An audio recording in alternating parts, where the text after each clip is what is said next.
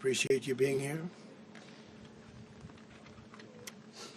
Late last night and early today, at my direction, the United States Armed Forces conducted an extraordinary military operation in the capital of Venezuela. Overwhelming American military power, air, land, and sea, was used to launch a spectacular assault. And it was an assault like people have not seen since World War II.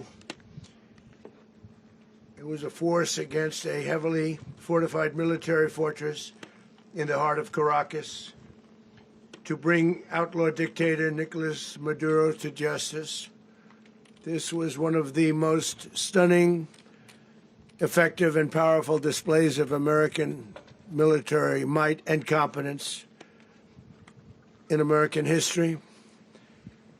And if you think about it, we've done some other good ones, like the attack on Soleimani, the attack on al-Baghdadi, and the obliteration and decimation of the Iran nuclear sites just recently in an operation known as Midnight Hammer, all perfectly executed and done. No nation in the world could achieve what America achieved yesterday, or frankly, in just a short period of time. All Venezuelan military capacities were rendered powerless as the men and women of our military, working with U.S. law enforcement, successfully captured Maduro in the dead of night. It was dark. The lights of Caracas were largely turned off due to a certain expertise that we have. It was dark and it was deadly. But captured along with his wife, Celia Flores, both of whom now face American justice. Maduro and Flores have been indicted in the Southern District of New York, it's J. Clayton, for their campaign of deadly narco-terrorism against the United States and its citizens. I want to thank the men and women of our military who achieved such an extraordinary success overnight with breathtaking speed, power, precision, and competence.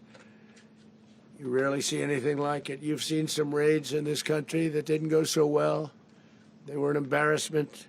If you look back to Afghanistan, or if you look back to the Jimmy Carter days, they were different days. We're a respected country again, like never before.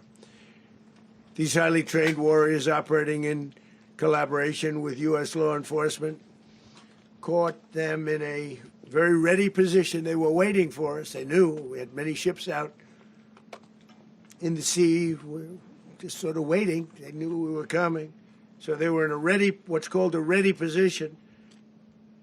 But they were completely overwhelmed and very quickly incapacitated. If you would have seen what I saw last night, you would have been very impressed. I'm not sure that you'll ever get to see it, but it was an incredible thing to see. Not a single American service member was killed, and not a single piece of American equipment was lost. We had many helicopters, many planes, many people involved in that fight.